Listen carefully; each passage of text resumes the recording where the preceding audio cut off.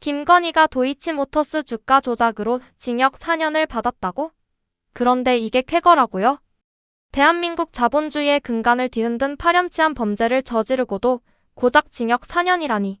언론은 무슨 대단한 정의 구현이라도 한 것처럼 떠들지만 실상은 권력 눈치 보며 던져준 솜방망이 처벌이자 명백한 면죄부입니다. 15년이나 끌어온 재판, 이게 과연 정상입니까? 구라치지 마세요. 그래도 1심보다는 형량이 늘어난 거 아냐고요? 형량이 늘어나면 뭐합니까? 그 안에 담긴 논리가 완전히 썩어 빠졌는데 재판부는 부당 이득 산정이 어렵다. 실패한 주가 조작이라 시장 교란이 적다는 궤변을 늘어놓으며 김건희의 죄를 스스로 축소해주고 있습니다. 수십억을 챙긴 건 눈 감고 시장 질서를 파괴한 중범죄를 다소 성공적이지 못한 시세 조정이라니 이게 법원입니까? 아니면 김건희 변호인단입니까? 대체 왜 그랬어요? 국민들은 다 아는 범죄를 왜 사법부만 모르는 척하는 거임? 그게 바로 기득권 엘리트들의 성벽 때문입니다. 정경심 교수에겐 가혹한 잣대를 들이대던 사법부가 김건희 앞에만 서면 한없이 작아지고 있죠. 특히 명태균 관련 여론조사 무죄 판결은 압권입니다. 직접 제공된 게 3차례뿐이라며 법을 비틀어 무죄를 만들어주는 저 뻔뻔함, 검찰 수뇌부부터 판사까지 줄을 맞춰 범죄를 덮어주려는 사법 사기극 그 자체 아닙니까?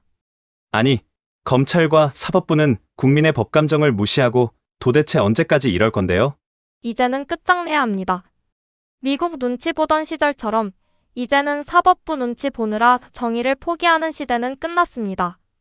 권력의 비열함과 사법부의 오만함에 맞서 더 거세게 싸워야 할 때입니다. 이 거대한 사법 사기극에 분노하신다면 구독과 좋아요 부탁드리고 김건희와 그 뒤를 봐주는 검찰 사법부에 대한 여러분의 생각을 댓글로 남겨주세요. 위반 명태균과 관련해서 여론조사 있지 않습니까? 무상으로 제공받았다. 이거 무죄입니다. 그리고 통일교 알선 수재 혐의 유죄. 그래서 합쳐서 징역 4년 벌금 5천만 원, 그라프 목걸이 몰수하기로 했고 2,094만 원 추징하기로 했습니다. 네. 근데 요거 좀 계속 좀 띄워놔 주세요. 네. 어제 이제 징역 4년이 나왔습니다. 네. 언론에서는 굉장히 이것을 의미 있게 다 쓰더라고요. 그리고 쾌거인 것처럼 이렇게 쓰던데. 주가 조작 공범을 인정했다. 그렇습니다. 뭐 일견 뭐 타당할 수도 있어요. 네. 그런데 자 보세요. 이게 얼마나 큰 범죄냐. 도이치모터스 사건은 대한민국 자본주의를 파괴시킨 거예요. 명태균 정치자금법 위반은 대한민국 민주주의를 파괴시킨 사건입니다. 그래서 대한민국을 지탱하는 대한민국의 시스템을 다 망가뜨리는 어마어마한 중범죄야. 그러네. 진짜. 그런데 우리가 뭐 나오는 선고량이 그동안에 너무나 형편없다 보니까 이런 4년 이런 거에도 만족이 되나 봐. 1년 8개월 보다가 4년 네. 보니까 뭔가 그렇죠. 네. 저는 그게 굉장히 좀 불안하게 느껴집니다. 이 어마어마한 중범죄인데 어떻게 보십니까? 네, 맞습니다. 국민의 눈높이에 맞지 않는 낮은 형량들, 특별히 권력 있고 돈 많은 피고인들에게도 형이 낮춰지는 현상들에 대해서 주목합니다. 또 반면에 계속 후행, 종합특검 등에서 추가 기소들과 재판이 이어지기 때문에 네. 이런 또 형은 계속 이렇게 얹혀질 것입니다. 네. 그 양형도 양형이지만 추징을 안 하더라고요. 네. 그러니까 김건희 먹은 돈은 그대로 그냥 갚는 거예요 지금. 그게 얼마인지 몰라서 그래요. 네. 그러니까 얼마인지 모른다고 해버려 심지어. 예. 금감원이 다 계산해줬는데. 예.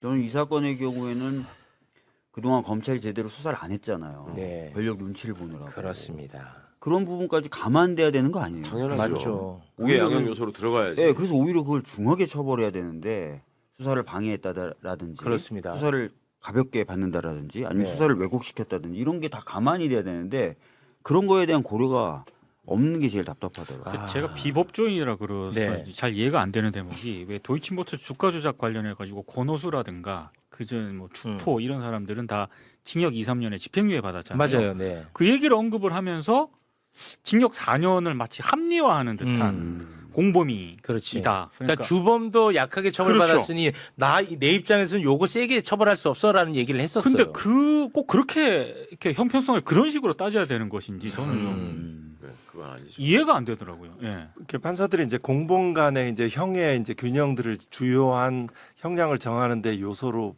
그렇게 파악하는데요. 그거는 네. 단계적으로 뭐 여러 가지 죄를 뭐 그 죄를 구분하는 거, 뭐 별죄라고 파악하는 거라든가 여러 가지 오랜 기간에 걸쳐서 작업 또 범행을 축소한 형태로 이어져 왔기 때문에 정의는 그때그때 세우는 것이 타당하다는 견해입니다. 아, 네. 정의는 그때그때 세우는 것이 타다. 계속 판사해 주시지. 아, 네. 돌아갈 수 있을까요? 진짜. 그리고 뭐 아, 미치겠네, 진짜. 우리 네. 그 변호사님만 보면 제가 미치겠어요. 너무 대한민국의 아까운 판사를 놓친 것 같아서. 너무 감사합니다. 두 분 뭐 하시는 거예요? 제가 다시 해도 돼요. 다시 가도 지금 아직 네. 나이가 남았기 때문에. 뭐 장기적으로 이제 그 형사 재판이 배심제로 가는 날 그러면은 네. 그걸 가고 있겠지요. 알겠습니다. 네. 그 어제 이제 주가 조작을 인정하면서도 이제 감형의 이유를 엄청나게 많이 만들었거든요. 네. 이 부당이익을 산정하지 못해서 가중 처벌할 수 없다. 얼마 벌었는지 하고. 모른다. 그리고 실패한 주가고 이게 뭐 시장 교란을 많이 한 거는 아니니까 이게 감형한다 뭐 이런 얘기를 했거든요. 그거 잠깐 영상으로 보고 가겠습니다. 이 사건 시세 조정 행위로 인한 부당이득액은 산정하기 곤란한 경우에 해당한다고 판단되므로 가중 구속 요건을 적용할 수 없습니다. 이 사건 시세 조정 범행의 경우 경제적 측면에서 다소 성공적이지 못하였던 시세 조정으로 볼 수 있고 시장 질서에 심각한 교란이 발생할 때까지는 보기 어려운 측면도 있습니다. 어이가. 와, 이거 진짜 어떻게 해, 진짜, 나는 맞아. 지금. 야. 너무 고통스러워. 실패를 했다니 김건희가 훑어먹은 돈이 얼마인데. 자기가 23억 정도 벌었다고 하지 않았어요? 맞아요. 지입으로 짜증까지 냈잖아. 네. 왜 이걸 내가 나눠줘야 되냐고. 그러니까요. 다소 성공적이지 못했던 시세 조정. 그리고 시세 조정의 주요 대상이 되는 회사들이 그러니까 저렇게 약간 규모가 작은 그런 회사가 오히려 시세 조정하기가 쉬워서 주가 조작 범죄에 많이 사용되거든요. 네. 그러면은 저 논리라면은 작은 회사를 가지고 시세 조정을 했으면 시장 교란 행위가 적다라는 이유로 감형을 받을 수 있는 법원이 얼마나 선택적으로 상대에 따라서 하는지 보세요. 정경심 교수도 자본시장법 위반 혐의로 걸었었잖아요. 그때 명백히 그분은 거의 다 손해본 거 다 나왔었잖아. 네. 마지막에 다 손실만 났잖아요. 네. 근데 최고로 올라갔을 때 가격을 쳐가지고 그때 팔았으면 이만큼 벌었을 수 있다. 와. 그래서 시장을 교란하는 것이다. 이렇게 했었어요. 판결을. 이 정말 미치겠습니다. 예. 자, 근데 어찌됐든 간에 주가 조작 자체에 대해서는 인정을 했으니까 도이치모터스 털어준 검사들 얼굴은 보고 갑니다. 아무 시간 없어도. 그렇죠. 요거 읊어 이름. 자, 박성재 당시 법무부 장관, 당시 서울중앙지검장 이창수, 서울중앙지검 4차장 조상원이죠. 중앙지검 반부패 2부장 최재훈. 저 조상원이가 저 발표했었잖아. 안경 조금만 넣고. 맞아, 요만한 거 끼고. 맞아. 그러니까 이자들은 진짜 천벌 받아야 돼. 천벌. 자, 그리고 어제 명태균 정치자금 위반 혐의는 완전 또 무죄를 선고를 했거든요. 어제 있었던 김건희 2심 선고 결과 오늘 법조인 두 분과 이야기 좀 해보도록 하겠습니다. 일단 주요 부분들 중에 1심에서 무죄 났던 것들이 유죄로 바뀐 부분들 많이들 해설을 하고 있는 것 같고요. 그럼에도 불구하고 명태균 관련된 여론조사 이 정황들은 그대로 무죄가 유지가 됐기 때문에 이 얘기도 좀 해보도록 하겠습니다. 일단 총평이랄까요? 어제 1년 8개월에서 4년으로 형량 늘었다라는 보도 많았었는데 헤드라인은 보통 그렇게 달하더라고요. 네네. 형량이 늘었지만 사실은 죄의 어떤 죄에 비해서는 만족할 수 없는 형량이죠. 특히 형량과 관련돼서 가장 중요한 것이 자본시장법 주가조작과 관련해 가지고 예. 가중처벌 규정을 적용할 수 없도록 부당이득액을 계산할 수 없다. 부당이득액이 계산되는 순간 5억 이상은 당연히 넘어가는 것이고 그렇죠. 그러면 3년 이상의 유기징역이 들어가는 거고 굉장히 형량이 올라갈 수밖에 예. 없고 특검은 그런 것들을 근거로 이제 구형을 했는데 이제 부당이득액 환수와 관련해 가지고 추징액도 특검은 8억 이상을 추징했는데 한 2천만 원 정도밖에 추징액을 못 정했잖아요. 그런 부분에 있어서는 좀 아쉬운 게 있는데 어제 보면서 그러니까 우리 일반인들의 법감정과 달리 재판이라는 것이 굉장히 너무나 엄격한 증거 재판. 그러니까 주가 조작도 3,100원, 3,300원 이렇게 명백한 증거 있는 걸 제외하고는 심증적으로 우리가 일반인들이 생각하기엔 저건 당연히 인과관계가 있어. 이런 부분들을 다 배제를 했더라고요. 예. 그래서 좀 약간 일반인의 법감정하고는 맞지 않는 결론이 나오지 않았나 이런 생각을 합니다. 이게 그럴 수 있어요. 우리가 법조인들이 봤을 때는 증거재판주의이기 예. 때문에 증거에 합당하게 결론을 내야 되고 그게 심증이 든다 하더라도 증거가 없으면 무죄가 되는 게 형사법의 원칙이긴 합니다. 그럼에도 사실은 좀 아쉬운 부분이 제가 누누이 말했던 부분인데 주가 조작 부분이요. 예. 얼마나 감췄던 범죄입니까? 판사님들이 그런 것들을 열어놔야 되는데 왠지 김건희 앞에 가면 검사도 그렇고요. 판사님들도 약간은 못하는 느낌을 또 받았습니다. 4년은 약해요. 저는 뭐 어떻게 해서 4년은 약하다고 봐요. 자, 말씀드리는 순간 우리 취재 편의점 장윤선 기자 도착하셨어요. 어서 오십시오. 네, 죄송합니다. 늦었습니다. 어제 있었던 이 김건희 재판 일단 총평을 지금 듣고 있는데 네. 어떻게 보셨는지요? 앞서 다 말씀들 잘 해주셨는데 국민 눈높이에 맞지 않죠. 그나마 다행인 것은 15년 걸렸어요. 네. 김건희 씨가 도이치모터스 주가 조작 의혹 사건 시작한 이후로 유죄 4년 받는데 15년 걸렸다라는 생각이 좀 들고, 예를 들어서 박지훈 변호사나 저였다면 이게 15년씩이나 걸릴 일입니까? 그 안에 살고 있겠죠 지금. 그렇죠. 아니요, 출소했을 겁니다. 그 정도인가요? 출소했을 겁니다. 뭐 15년이니까요. 예. 그런데 지금 김건희 씨 같은 경우에는 비단 이 주가 조작 사건 단건만이 문제가 아니라 이 주가 조작 사건을 없던 일로 만들기 위해서 국정농단을 했어요. 그렇죠. 검찰 인사를 하고 V0로서 어마어마한 권력 농단이 있었습니다. 이제 그 부분은 이제 2차 특검에서 밝혀져야 되는 거니까 일단 1라운드와 관련해서는 국민적 법감정에 맞지 않는 판결이나 그 공범들이 기받았던 이미 형벌이 있기 때문에 그에 준해서 뭐 그렇게 적은 것은 아니다라는 그 법조 기자들의 분석과 판단이 있어서 뭐 받아들인다 하더라도 세 가지잖아요. 주가 조작, 그다음에 명품백, 그리고 여론조사. 예. 세 개 합쳐서, 그리고 여론조사는 여전히 무죄고 명품백도 싹 다 유죄로 했음에도 불구하고 4년. 많이 아쉽다 이런 생각이 듭니다. 그러니까 뭐 지금 화면에도 나가지만 저 1심과 비교했을 때 형량이 늘었다. 그러니까 형량이 늘었다가 중요한 게 아니라 이제 뭐 얼만큼 늘었느냐. 그렇죠. 그리고 무죄로 판단됐던 것들이 유죄로 판단이 되었다라고는 하느나 뭐 일부 유죄 이런 표현들을 쓰면서 그 말씀하신 것처럼 이제 국민들이 생각하는 눈높이, 네. 예, 이 부분에 현저히 미치지 못했다라는 건데, 반대로 김건희 씨 측에서는 그러니까 뭐 도덕적인 비난만 더 강하게 이 법무부가 아니 사법부가 받아들인 것 아니냐, 뭐 이런 식의 취지를 얘기하면서 상고 얘기를 한단 말이에요. 이건 진짜 적반하장 아니에요? 진짜 만약에 그 느낌 그대로 형량을 선고할 수 있다면 4년이 뭐 턱도 없이 모자란 것일 텐데요. 그렇죠. 사실은 부당이득액을 환산하게 되면은 형량이 확 늘어나야 되는 게 맞죠. 네. 네. 아니 근데 뭐- 다른 거 다 떠나서 이재명 대통령이 네. 하여간 자본시장법을 위반해서 주가 조작하기만 해봐라. 하여간 패가망신이다 이렇게 했는데, 김건희 씨 같은 사람이 4년 받는다고 해서 과연 패가망신의 반열에 들어서는가? 꼭 그렇지만은 아닌 것 같다라는 일감을 느낄 수밖에 없는 것이고요. 그리고 지금 다른 거 다 떠나서 김건희 씨가 받고 있는 여러 가지 범죄 중에 제일 악질적인 범죄가 저는 이거 주가 조작이라고 생각해요. 예. 그리고 이후에 수습하는 과정도 마찬가지고, 그런 측면에서 보면 우리 법원이 여전히 국민들과 전혀 다른 자신들의 어떤 커뮤니티 안에서만 살고 있는 것은 아닌가.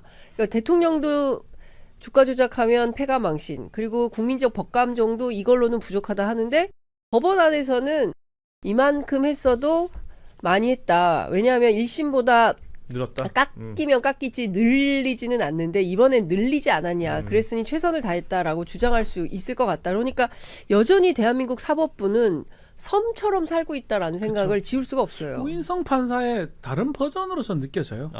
그때도 제가 그런 말씀했고, 무죄를 꼭 주고 싶은데 적절하게 비난을 받기는 싫으니까 1년 8개월 하면서 뭐 싹싹 나누어가지고 이건 유죄, 무죄, 유죄 줄 수밖에 없는 건 유죄 주고, 그래가 제일 하한을 때렸던 것 같은데 2심 법원도 저는 좀 마찬가지로 거기에서 더하기 빼기 한 느낌이거든요. 예. 일부 무죄가 유죄가 됐으니까 그 부분 형량이 늘어나고, 주가 조작 부분 뭐 지금 말한 것처럼 적당한 선에서 자신들은 비난을 받지 않으면서도, 그러면서도 이게 사법 정인지는 전 모르겠지만 그걸 자기 섬처럼 말한 것처럼 지켜나가는 모습이에요. 4년이 이게 합당합니까? 그리고 저는 계속 얘기하지만 뉴스 안 봅니까? 뉴스를 안 봐요? TV 안 봐요? 한겨레라로 보세요. 라이브. 판사님들이 답답한 거예요.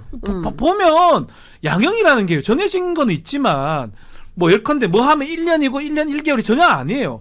되게 스펙트럼이 넓어요. 그렇죠. 우리 봤잖아요. 저 누구지요? 잘하는 판사님.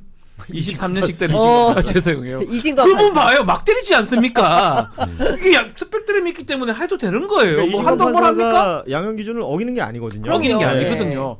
그 스펙트럼이 넓기 때문에 해도 상관이 없단 말이에요. 그만큼 판사님한테 재량이 크거든요. 예. 그러면 내가 마음적으로 이렇게 계산이 된다 하더라도 뭐 법에서 이때까지 봤던 거 국민들의 피해줬던 것까지 고려하면 상한으로 갈 수 있는 거거든요. 아니 그래서 제가 찾아봤어요. 전 법조인도 아닌데, 그러니까 3년 이상의 징역이더라고요. 그러니까 위가 열려 있어. 네, 열려 있죠. 근데 3년 이상인데 4년을 준 거 아니에요? 그렇죠. 이거는 뭐 거의 최소치를 준 거 아닙니까? 그러니까 이런 것들이 정청래 대표도 그런 얘기를 했더라고요. 국민의 법 감정과 매우 동떨어진 판결이다 이런 얘기를 했는데, 게다가 이제 비교가 되는 4년 형량을 받은 표창장 사건이 있었잖아요. 예. 그거랑 비교를 하면은 같은 4년인데 이게 죄질이 비교할 수 없는 거죠. 그러니까 국민들의 판단은 그런 것이고, 지금 뭐 따질 것들이 법적으로 들어가면은 뭐 주가 조작이 유죄가 됐는데 이게 왜 이렇게 됐느냐, 뭐 금품 수수도 처음에 샤넬백 하나만 인정했다가 2개 다 인정됐는데 왜 이렇게 됐느냐, 뭐 등등을 얘기할 게 많겠지만, 국민들이 딱 처음 받아들이는 감정이라는 것이 이게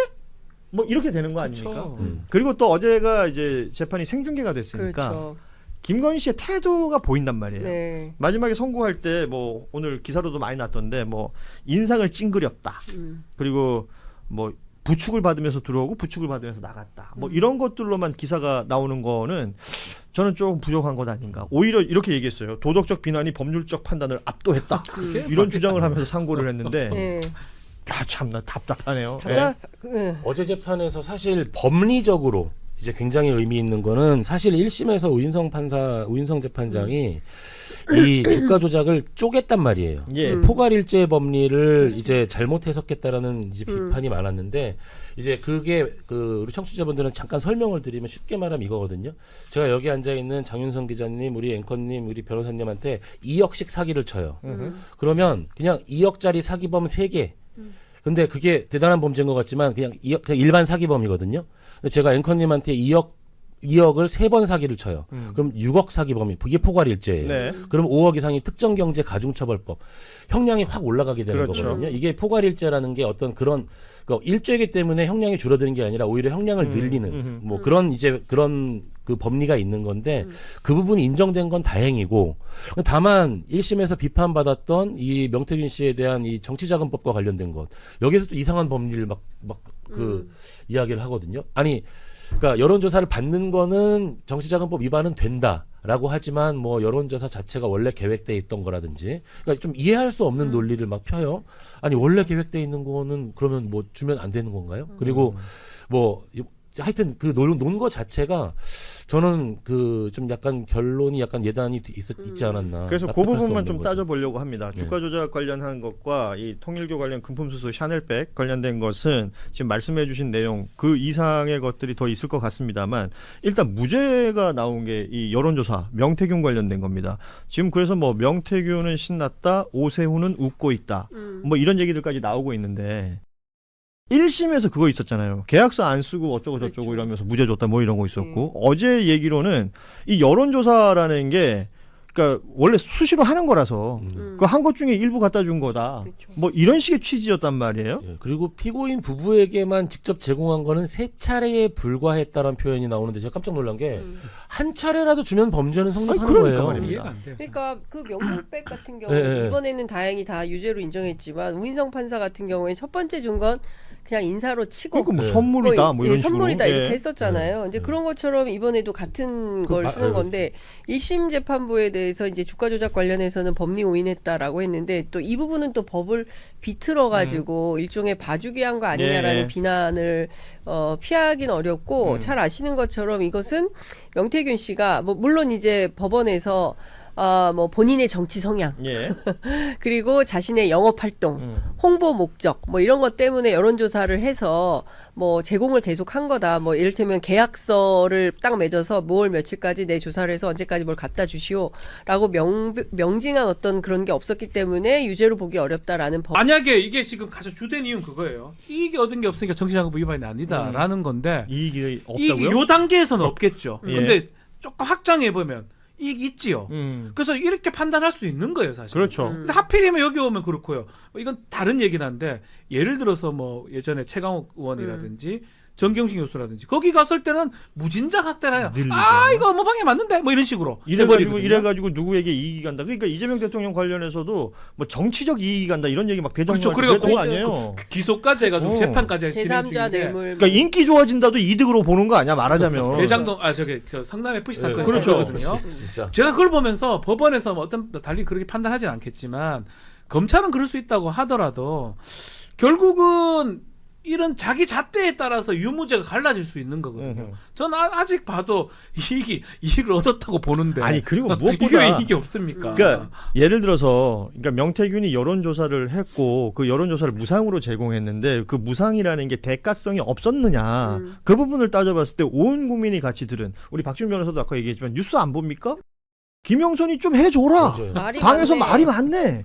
이게 온 국민이 다 알고 있는 거야. 그러면 그건 어디로 가는 거냐고. 제 말이에요. 예.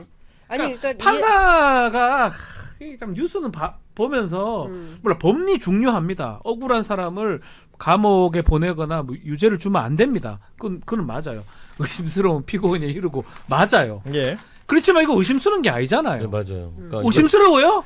저는 안 의심스럽거든요. 쉽게 말하면 그때 그 여론조사 해줘서 고맙고 내가 그러니까 김영선 공천 도와줄게 이렇게 이야기를 했어야 범죄가 성립한다는 얘기인데 예, 그 얘기잖아요. 사실은 중간 얘기만 없지 다 있어. 다 있는 거예요. 인과관계가 있다고 보이는데 그런 면에서 홍준표 시장이 잘 얘기를 한 거예요. 여의도 문법에 익숙치 않아가지고 오인성 판사가 제대로 된 판결을 못했다라고 했었는데 이번에도 마찬가지예요. 2심 판사들도. 그러니까 어떤 거냐면 몰라요. 대한민국 정치가 어떻게 돌아가는지를 근데 저는 그럴 수는 없다. 드라마는 볼 거 아닙니까? 뉴스는 안 봐도. 아니 이게 막말로 지금 판사들이 모른다는 게 자랑은 아니잖아요. 그렇죠. 그리고 그 판결로 인하여 국민들에게 미치는 영향이 어떤 것인지도 너무나 지대한 사건 아닙니까? 일관성 있게 그럼 그렇게 하면 되는데 다른 데서는 제 안 그러잖아. 느낌에는 그래요. 자기가 뭐 정치적 어떤 그게 있는지는 알 수는 없지만 그 판사님이 따라서는 이거는 아주 완화되게 해석해버리고 이건 아주 엄격하게 해석해버리고 이런 뉘앙스를 받는다는 이른바 거예요. 고무줄 잣대가 되면 뭐 로또 같은 게 되는 거잖아요. 그쵸. 어떤 판사를 만나느냐에 따라서 자신의 운명이 변경된다면 그 판사 앞에 줄을 서죠. 그럼 말이 안 되는 거잖아요. 그게 대한민국의 그 제대로 된 법치국가의 법률에 맞는 거냐라는 비판을 받을 수밖에 없는 제가 거죠. 오늘 본 그 칼럼이 하나 있습니다. 제목이 김건희로 본 한국 사회 총체적 민낯이라는 건데 칼럼 내용 중에 이런 게 있어요. 정치권의 내로남불, 불법도 마다않는 자본의 탐욕, 권력 앞에 납작 엎드리는 검찰의 비열함, 현실과 동떨어진 사법부의 비상식적인 판결. 이게 적어놓고 나니까 답답하네요. 그러니까 이런 게 너무나 만연한데 흔히 말하는 기득권, 엘리트 이렇게 표현되는 사람들이 이 안에서 놀고 있다. 그렇죠. 자기들만의 성을 구축하고 그게 사실은 뭐 정치권까지 연동이 되는 거죠. 소위 이제 국민의힘 대한민국 보수 정치가 거기하고 같이 되는 거고 이를테면 검사 출신, 판사 출신 이런 사람들이 전부 대거 국민의힘에 와서 정치를 하면서 입법을 통해서 자신들의 이익을 이익을 이제 옹호하고 뭐 방어벽을 쌓고 이런 정치를 굉장히 오랫동안 해온 거죠. 친일 군사 독재를 우리가 제대로 청산하지 못했기 때문에 지금 이 순간까지도 이런 문제들에 직면해 있는 거다라고 말을 하는 게 정말 입이 아파요. 그런데 지금 이 순간에도 여전히 변화하거나 바뀔 생각은 1도 없고 뭐가 잘못했는데 뭐가 문제야? 뭐 우리 좀 이따가 국정조사 얘기도 하겠지만 지금 생각해보면 지난 시기 국정조사에 출석했던 수많은 검사들이 보여준 태도 그걸 볼 때 과연 그 국민 앞에 진솔하게 자신들의 잘못된 점을 반성하고 사과하려는 태도였나 아니면 여전히 우리는 검사들이야 라고 군림하려고 했나 이건 명확하게 보이는 거잖아요. 아직 정신 못 차렸다라는 말씀밖에 못 드릴 것 같습니다. 대법원 상고를 했는데 자, 대법원 가면 우리가 흔히 대법원은 이제 법률심이다 뭐 이렇게 얘기를 하는데 지금 4년 나온 이 형량이 네. 더 올라가거나 네. 뭐 또 다른 판단이 이루어질 가능성 어떻게 네. 보시나요? 대법원 상고는 1심에서 2심 가는 거랑 다르게 10년 이하의 형은 형량 자체를 다투지 못해요. 예. 예, 그런데 이제 가능성은 지금 정치자금법과 관련돼 가지고 무죄 나온 부분을 검찰이 상고를 그러니까 상고를 하면, 할 것이고 또 이제 주가 조작과 관련돼 가지고도 이제 이유 무죄가 나왔던 부분 있잖아요. 그런 부분들은 이제 검찰이 그 특검이 그 상고를 할 거예요. 이런 부분에 있어서 법리 오해가 있다 해서 파기환송을 하게 되면 그때 형량이 올라가게 되죠. 네. 파기환송심에서. 그렇군요. 이게 네. 파기환송이라는 단어가 들려야지 그나마 형량이 바뀔 수 있다. 네네네. 그 기대도 안 하는 게 저희 대 이제는 이런 얘기 하는 것도 참 그런 거 같아요. 그 우리 법조인들이 사법부가, 가장 좀 나쁜 게 제가 항상 얘기하는 게 의뢰인들 와가지고 이 판사 이상한 판사 만난 거 아닙니까? 막 아니라고 당신이 했던 것만큼 벌 되고 된다 이런 얘기를 항상 해왔어요.